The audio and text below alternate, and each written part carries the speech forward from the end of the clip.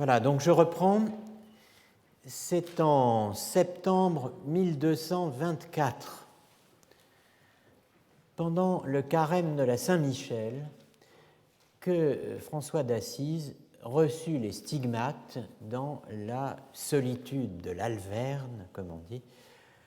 L'Alverne, à savoir le Monte Laverne, dans les Apennins, aux confins de la Toscane et de l'Ombrie, dans le diocèse et la province d'Arezzo. Pour ceux qui connaissent un peu l'Italie, vous voyez où c'est. À l'image, vous avez une photo du sanctuaire de Sainte-Marie des Anges, édifié à l'emplacement du petit ermitage, non loin duquel se produisit l'événement. Donc septembre 24, 1224, réception des stigmates. On sait que durant les 2 dernières années de son existence, François d'Assise s'efforça de dissimuler autant que faire se pouvait les marques sanglantes. Ce n'est en tout cas qu'en octobre 1226, que dans une lettre encyclique sur le trépas, des transitus, le transit de François, Élie de Crotone, encore appelé Élie d'Assise, Elia Bombarone, Élie de Crotone révéla en ces termes l'extraordinaire événement. Vous avez le latin. Alors, je vous ai donné une vieille traduction, bien facilement accessible. Naturellement, maintenant, on dispose de cet admirable chef-d'œuvre, n'est-ce pas, que constitue l'ensemble des écrits, vie et témoignages, édition du 8e centenaire de François d'Assise, dû à André Vaucher et Jacques Dallarin, le grand historien médiéviste, Vaucher aussi, tous deux spécialistes de la sainteté féminine, entre autres choses, mais aussi pour Jacques Dallarin de François d'Assise. Donc, vous avez le texte latin et voici la traduction récente, au-delà de l'ancienne. Je vous annonce une grande joie et la nouvelle d'un miracle. Est-ce qu'une bonne traduction, est-ce qu'une mauvaise traduction? Enfin, bon, la bonne traduction est celle-là, évidemment. Le monde n'a jamais entendu parler d'un tel signe, tale signum, si ce n'est dans le Fils de Dieu, Praeterquam in filio Dei, qui est Christus Deus, qui est le Christ Seigneur. Peu de temps avant la mort, notre frère et père apparuit crucifixus, apparu crucifié. Ils n'ont pas pris l'apparence du crucifié. Apparu crucifié, portant dans son corps 5 plaies qui sont les vrais stigmates du Christ. Enfin, qui sont les stigmates du Christ. En effet, ses mains et ses pieds eurent comme les perforations des clous percés de chaque côté, conservant les cicatrices et montrant la noirceur des clous. Bon, mais en tout cas, quant à son côté, il apparut percé d'un coup de lance et laissa souvent échapper du sang. Donc voilà, le signum, le apparuit crucifixus et les quinque plagas, les 5 plaies, qui sont les véritables, qui sont vraiment les stigmates du Christ. Personne ne remet en question l'existence des stigmates.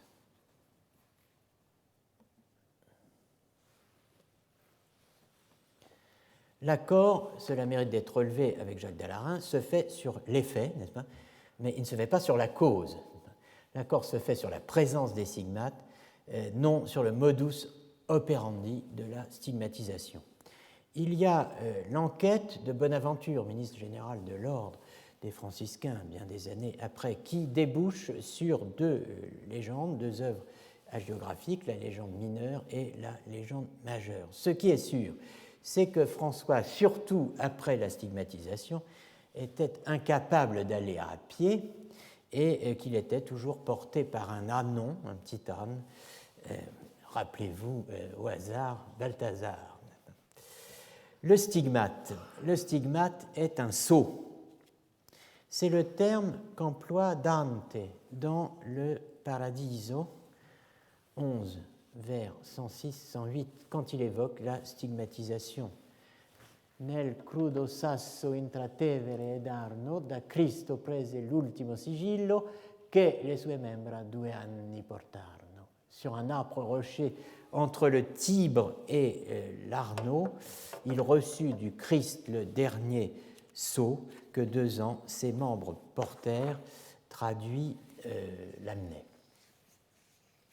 Mais l'expression sceau n'est pas de Dante, elle vient de Bonaventure lui-même dans la légende mineure quand il évoque le sceau de ressemblance avec le Dieu vivant, avec Jésus crucifié, sceau imprimé dans le corps de son serviteur, non par un effet de la nature ou de l'art, mais par la puissance admirable de l'Esprit du Seigneur.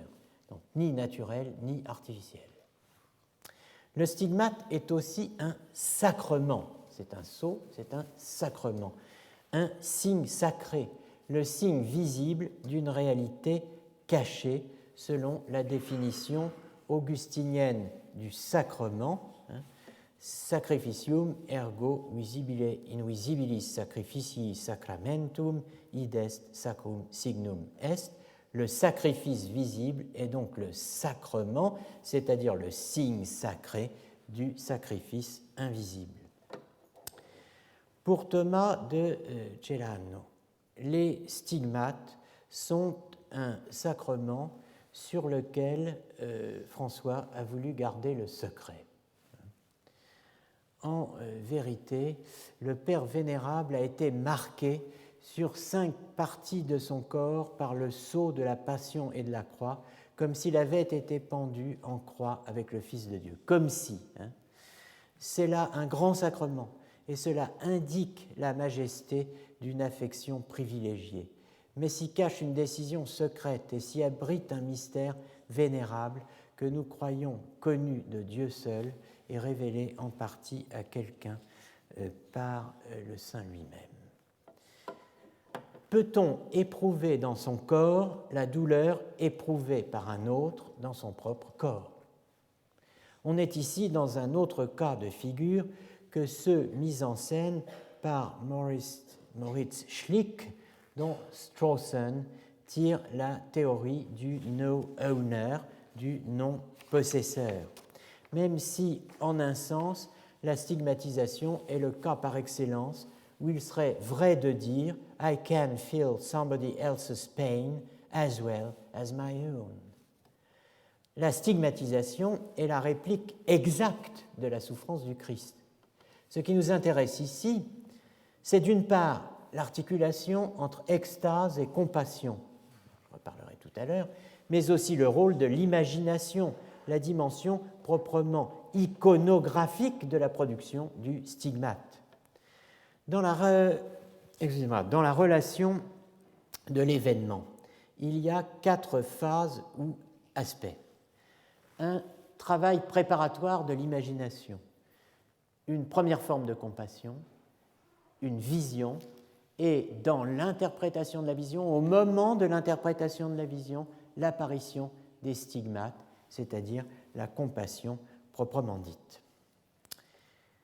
J'insiste sur la compassion, car évidemment, il y a d'autres marquages chrétiens ou païens, d'autres écritures corporelles, d'autres inscriptions dans la chair qui relèvent de la flétrissure, qu'il s'agisse des stigmata Domini Iesu de l'Épître aux Galates 16-17, c'est-à-dire la marque des coups de fouet reçus par Paul ou la trace des lapidations subies pour la prédication de l'Évangile.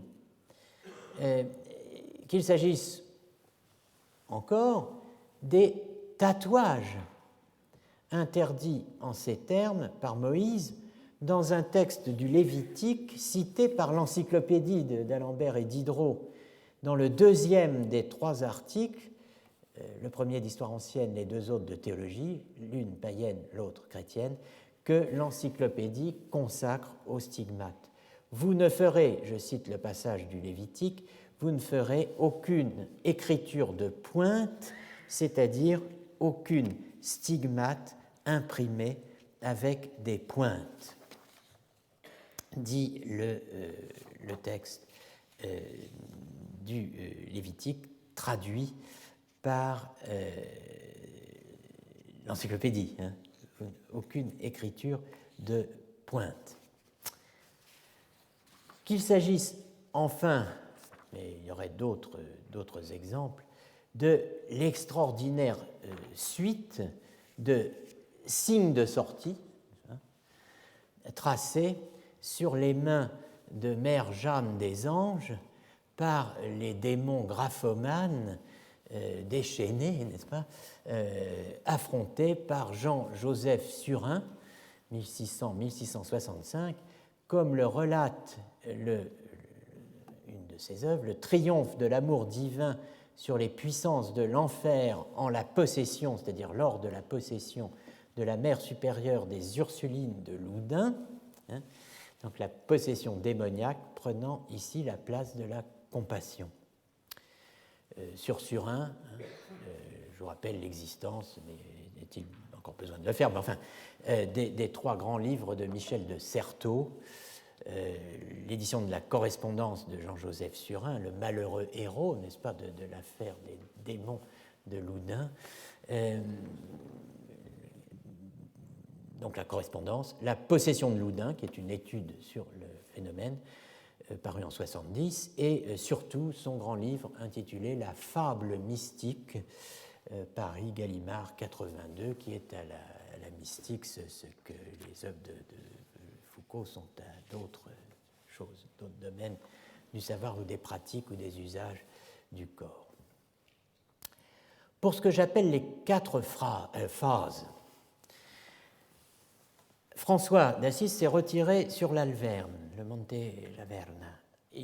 Absorbé dans la prière, le jeûne, la méditation de la Passion, la veille de la fête de l'exaltation de la Sainte Croix, qui est un 14 septembre, tout transformé en Jésus par amour et compassion, dit une de ses légendes, il passe la nuit qui précède la fête, seul, en oraison, non loin de l'Ermitage, et le matin venu, il a une vision que Thomas de Célano raconte en ces termes. Alors c'est encore l'ancienne traduction, je m'en tiens là pour plus de commodité. Il aperçut un homme de Dieu, une sorte de séraphin, qui avait 6 ailes et se tenait au-dessus de lui, les mains étendues, les pieds réunis comme cloués à une croix. 2 ailes s'élevaient au-dessus de sa tête, 2 se déployaient pour voler, 2 enfin cachaient le corps tout entier. À cette vue, le bienheureux serviteur du Très-Haut fut rempli d'admiration.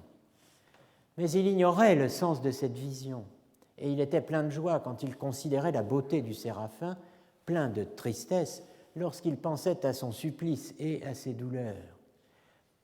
Et il sortit de sa contemplation, ballotté entre la tristesse et la joie qui alternaient dans son âme. Or, tandis qu'il réfléchissait avec inquiétude à ce que cette vision signifiait et qu'il s'angoissait à ne pouvoir la comprendre, les marques des clous commencèrent à se montrer, coeperunt apparere, sur ses pieds et sur ses mains. Donc vous avez les 4 phases, ce que j'avais appelé la première phase, il aperçut un homme de Dieu, la deuxième phase, il est rempli d'admiration, La troisième phase, il essaie de comprendre.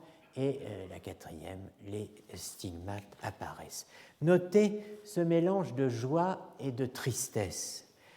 La beauté du signe, cause de joie, et l'horreur du signifié, cause de tristesse et d'angoisse. Notez aussi que le corps du Christ, donc ses blessures, est couvert par les ailes, est à la fois couvert et montré. Les plaies sont cachées dans la vision séraphique, elles apparaissent sur le corps du contemplateur, sur le corps du voyant, au moment où il s'interroge sur le sens de ce qu'il a vu. Voici deux représentations de la stigmatisation de saint François d'Assise, comme on dit, par Giotto. Mais précisément, n'est-ce pas, ce que vous voyez là, ça n'est pas ce que voit François. François voit ce personnage, ce séraphin, ce Christ séraphique, son regard porté vers le haut et tourné vers la vision.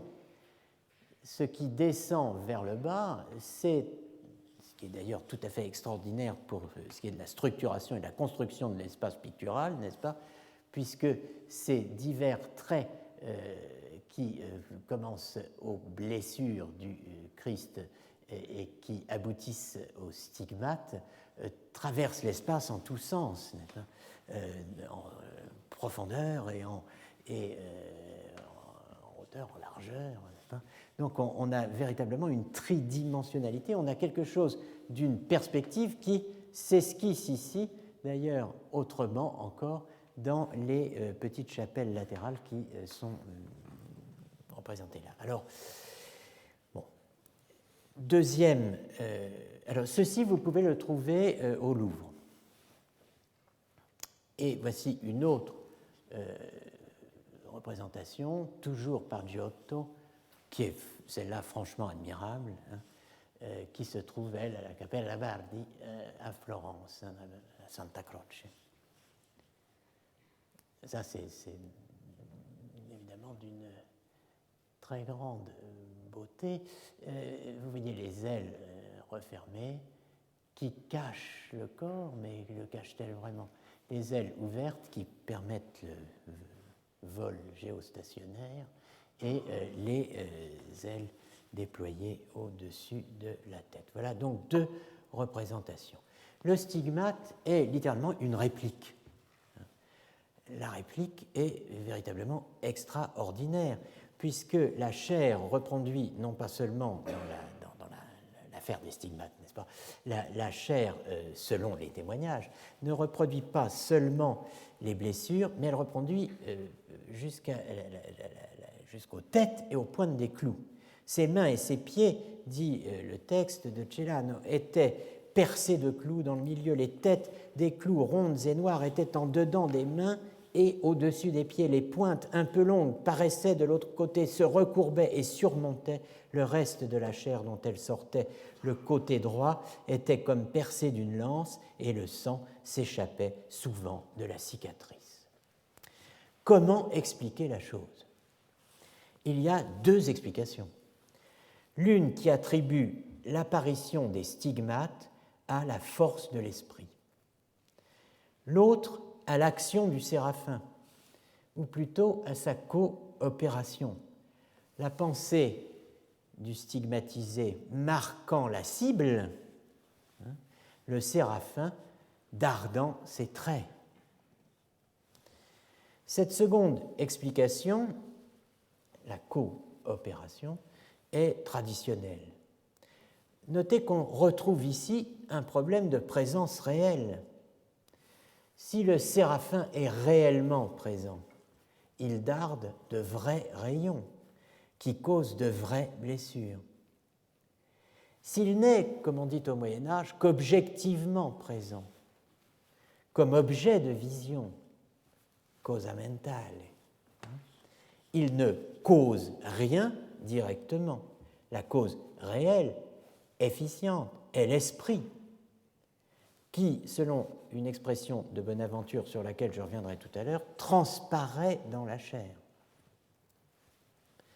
En somme, dans un cas, le séraphin fait quelque chose, dans l'autre, il ne fait rien.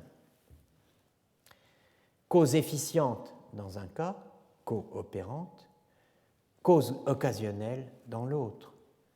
Dans les deux cas, cependant, les blessures sont réelles.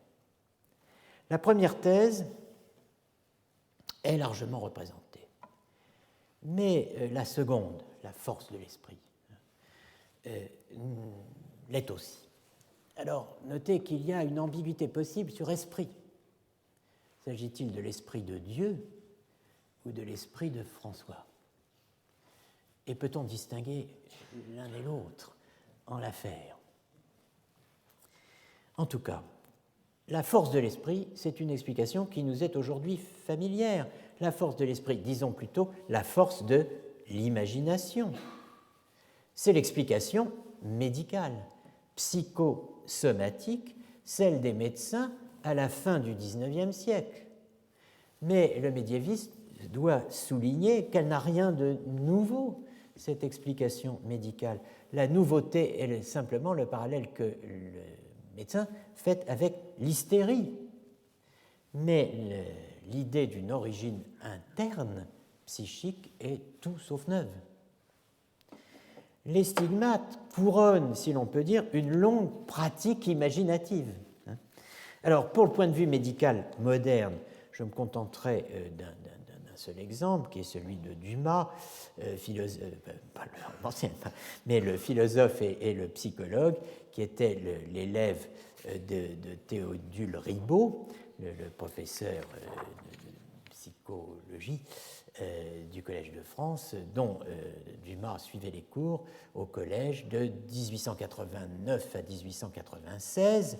Dumas qui est l'un des premiers psychopathologistes qui se soit intéressé en France à la stigmatisation.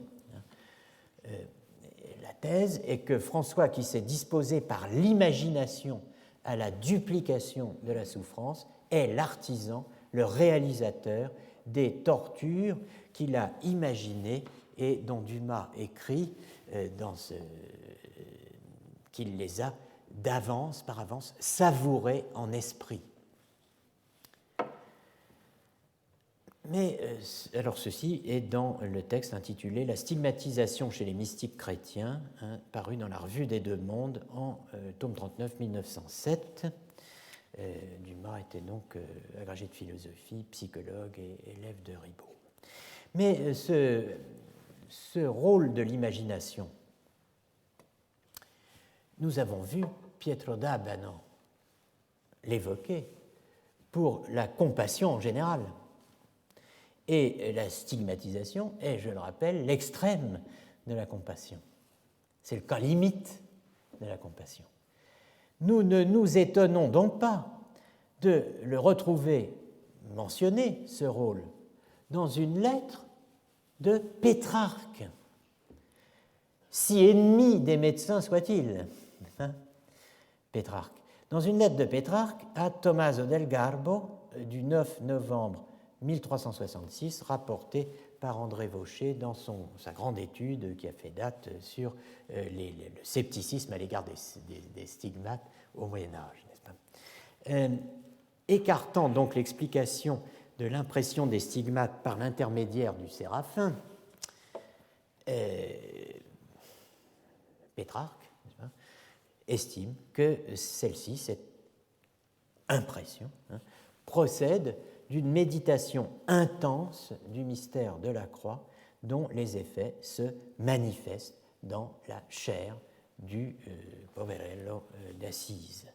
Ceci figure dans un passage donc, des Lettres de la vieillesse, Lettere senili. Quant au stigmate de François, voici certainement quelle en est l'origine.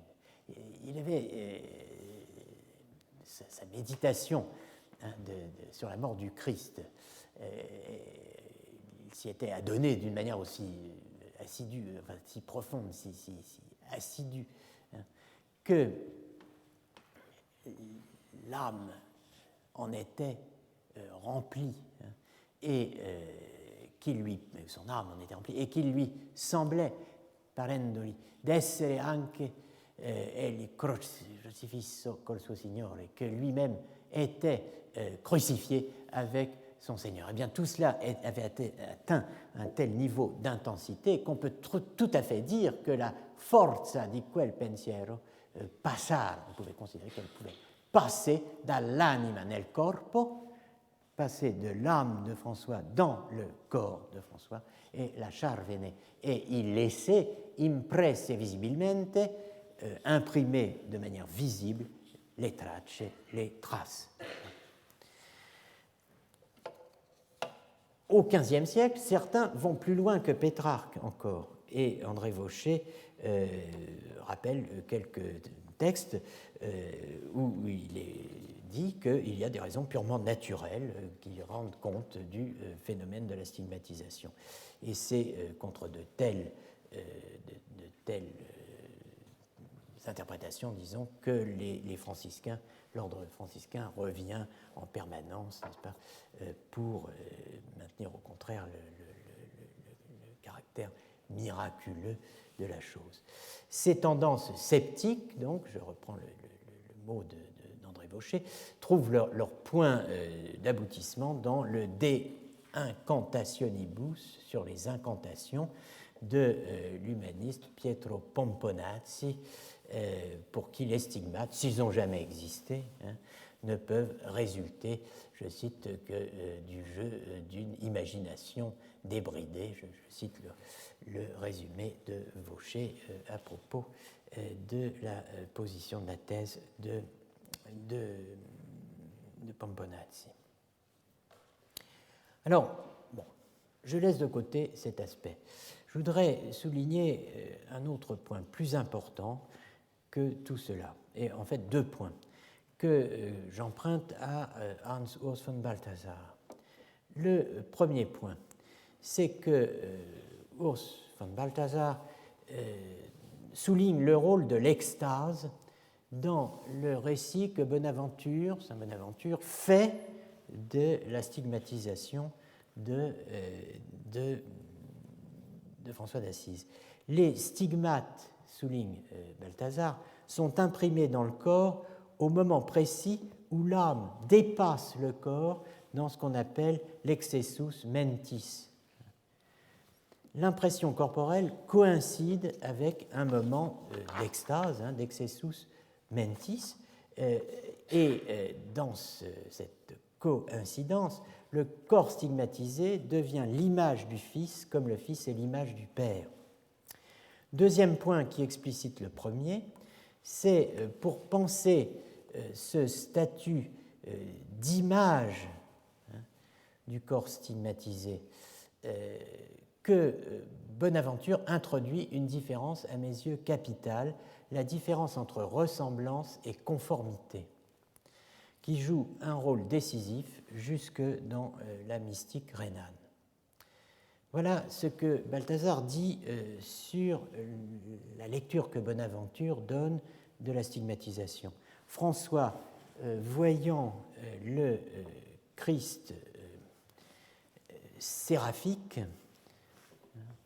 saisit que, consumé par un feu spirituel, il sera lui-même changé, dit Bonaventure, paraphrasé par Balthasar, changé en l'image expressive du crucifié. Cette expression de Balthasar, image expressive, est le point principal à mes yeux. Ou plutôt, elle prépare l'introduction du point principal, à savoir l'introduction du terme et de la notion de conformité. C'est André Vaucher qui relève ce terme de conformité. Chez Thomas de Celano, dit-il, on ne trouve encore qu'une comparaison avec Jésus-Christ. Pour lui, François porte les traces de blessures comme si, vous vous rappelez, j'ai accentué cette expression tout à l'heure, comme s'il avait été suspendu à la croix avec le Fils de l'homme. Avec Bonaventure, en revanche, on passe du comme si à la conformité. Je cite l'analyse d'André Vaucher. Le pas décisif est franchi avec la Legenda Maior de Saint Bonaventure, où apparaît pour la première fois le thème de la conformité de François au Christ, qui confère à son passage en ce monde une signification messianique. Pour lui, le Poverello, je cite, est l'ange du sixième sceau, grâce auquel s'ouvre un nouveau temps dans l'histoire du monde, qui est celui donc du renouveau de l'Église. Le signe qui permet de le reconnaître et de l'identifier au personnage dont parle l'Apocalypse, de Jean, et donc au sixième sceau, ce sont précisément celui qui ouvre le sixième sceau, ce sont précisément les stigmates qui font de lui une, je cite, humble image du Christ, et ça c'est l'expression de Bonaventure. Avec la conformité, on passe à la réalité. La stigmatisation de François est une seconde incarnation. C'est la thèse que développe un franciscain très original en général, et qui là n'a pas froid aux yeux, n'est-ce pas, qui est Pierre de Jean Olieu, dont il a déjà été question dans ses cours, encore appelé Olivie. Par les stigmates, dit Olivie, Pierre de Jean Olieu, François est devenu véritablement un autre Christ. Et notez que le passage que je vais vous lire, enfin que vous allez avoir sous les yeux en latin, est placé sous l'autorité de Bonaventure dans un sermon que Olieu dit avoir entendu à Paris. Il évoque donc les glorieux stigmates, n'est-ce pas, qui ont été imprimés à François, n'est-ce pas, sur François, en François, par le Christ. Bon, par ces glorieux stigmates, on voit bien qu'il est véritablement, véridiquement, l'ange qui ouvre le sixième sceau, lui qui a le signe du Dieu vivant, à savoir le signe des plaies du Christ crucifié. Et on voit aussi qu'il est, alors là c'est là que c'est extraordinaire, signum totalis transformationis et configurationis ipsius ad Christum et in Christum. Le signe, n'est-ce pas, les stigmates, sont le signe de la totale transformation et configuration de François au Christ et dans le Christ. Et tout cela est attesté de multiples façons et a été rappelé par Bonaventure, le maître, le ministre général de l'ordre des franciscains, n'est-ce pas, et Pierre Olivier dit j'ai entendu cela, je l'ai entendu dans un sermon prêcher cela.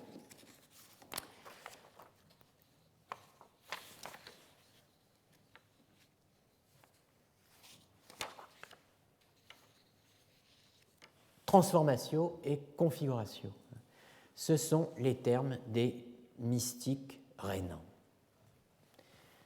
Olivier tire cette analyse, cette formule, d'un sermon de Bonaventure qu'il dit avoir entendu à Paris en 1266 sur François, l'ange du sixième sceau, donc dans un sermon pour le chapitre de Pentecôte des franciscains en 1266, François, l'ange du sixième sceau.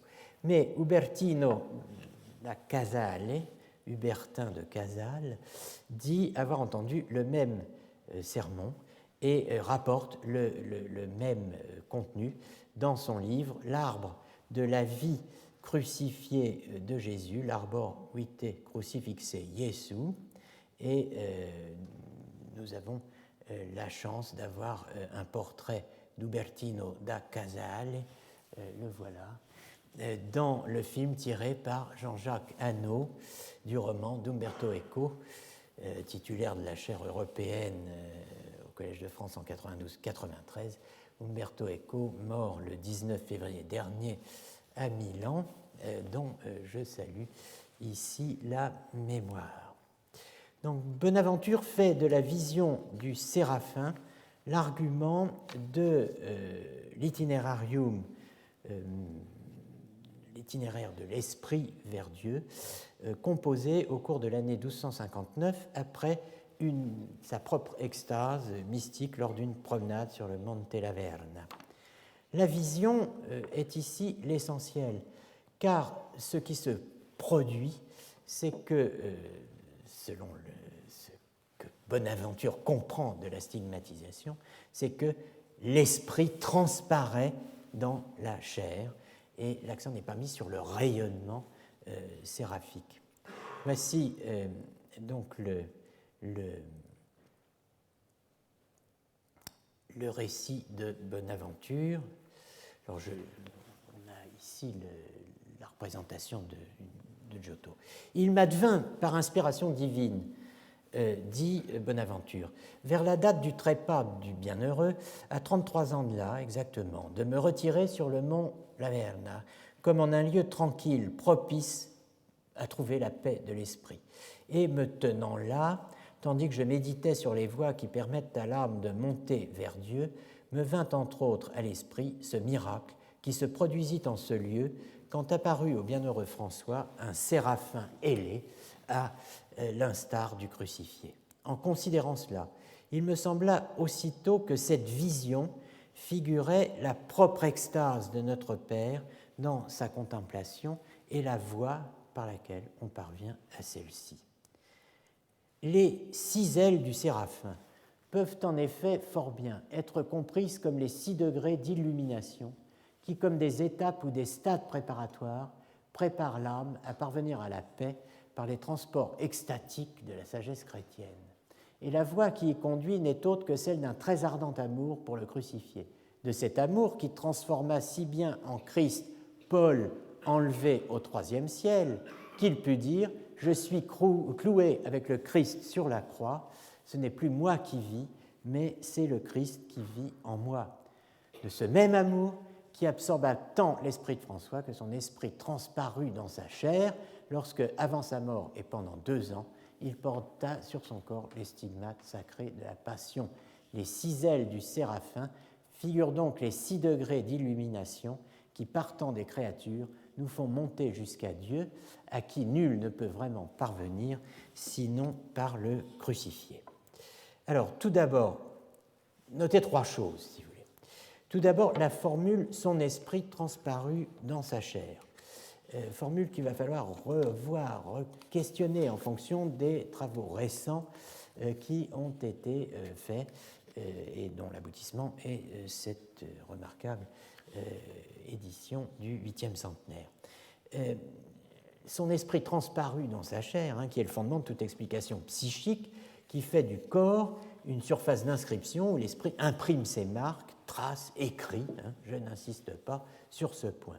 Deuxièmement, notez la formule de Galates 2, 19-20, décrivant le rapt de Paul, qui dédouble le narrateur enlevé au 3e ciel dans une sorte de chiasme identitaire où se croisent kénose et majesté. Le rapt qui est l'équivalent en vision majestueuse, en élévation, de ce que la stigmatisation est kénotiquement en humiliation. C'est en somme le trajet inverse, l'apothéose, par distinction d'avec la kénose. Vous avez ici selon les découpages, la partie Christo confixus sum coqui, je suis crucifié avec le Christ, appartient tantôt à 2.19, tantôt à 2.20. Bon. Donc on a la Vulgate latine, on a Luther, Ich bin mit Christo gekreuzigt, la version du King James, I am crucified with Christ, et une des traductions modernes, je suis crucifié avec Christ. Mais ce qu'il faut noter, c'est ce qui suit, zo de uketi ego, ze de en emoi Christos, vivo autem iam non ego, vivit vero in me Christus, ich lebe aber, doch nun nicht ich, sondern Christus lebt in mir. Nevertheless, yet not I, but Christ liveth in me. et je vis, non pas maintenant moi, mais Christ vit en moi. Pourquoi j'ai parlé de chiasme identitaire, n'est-ce pas? Alors, le thème des 6 ailes, enfin. Il s'agit des séraphins d'Isaïe 6, 1, 3. Vous vous rappelez que je posais il y a quelques semaines, enfin la semaine dernière je crois, sauf erreur, d'où viennent nos idées, n'est-ce pas? Comment produisons-nous des énoncés? Eh bien, au Moyen-Âge, c'est véritablement un tissu de réminiscences et de sous-textes qui se croisent de telle façon que, d'une certaine manière, celui qui écrit est en quelque sorte écrit par ce qui s'est écrit avant lui. Et ici, le thème des 6 ailes eh bien, vient en droite ligne d'Isaïe 6, 1, 3. C'est la grande vision d'Isaïe, la vision de Yahvé. L'année de la mort du roi Osias, je vis le Seigneur assis sur un trône très élevé, et les pans de sa robe remplissaient le temple. Des séraphins se tenaient au-dessus de lui, ils avaient chacun 6 ailes, 2 dont ils se couvraient la face, 2 dont ils se couvraient les pieds, et 2 dont ils se servaient pour voler. Ils criaient l'un à l'autre et disaient « Saint, Saint, Saint est l'Éternel des armées, toute la terre est pleine de sa gloire. » Ces séraphins sont le prototype, à l'évidence, n'est-ce pas, du séraphin vu par François. La disposition des ailes est différente. La face du Christ apparaît, évidemment, mais le nombre d'ailes est le même, 6. On le retrouvera bientôt ailleurs. Pour Bonaventure, et je terminerai là-dessus, le chapitre 1er de l'itinéraire de l'Esprit vers Dieu en détaille pour nous la signification de ces 6 ailes du séraphin, du Christ séraphique et du séraphin d'Isaïe d'une manière générale. Ces séraphins qui sont le prototype du séraphin vu par François, pour Bonaventure, chapitre 1er de l'Itinerarium, leurs 6 ailes renvoient aux 6 degrés d'élévation à Dieu selon 6 degrés ou puissance pour monter des choses les plus basses aux plus élevées, des choses extérieures aux choses intérieures, des choses temporelles à celles de l'éternité, qui sont les sens, l'imagination, la raison, l'intellect, l'intelligence, le sommet de l'esprit, encore appelé étincelle de la conscience. Ces 6 degrés ont été implantés en nous par la création, défigurés par le péché, rétablis par la grâce, purifiés par la justice, exercés par la science, rendus parfaits par la sagesse. Et les Bonaventure a le rythme dans la peau. C'est bon. Mais les 6 degrés sont à rapprocher évidemment de textes de Richard de Saint-Victor dans le Benjamin Mayor, œuvre dont nous reparlerons la semaine prochaine, à l'occasion de quoi j'en viendrai à Maître Eckhart de Rechef à quelques considérations conclusives sur le thème de la semaine dernière et d'aujourd'hui, ainsi qu'à quelques remarques ouvrant sur l'année prochaine concernant le conflit des désirs et des volontés. Je vous remercie.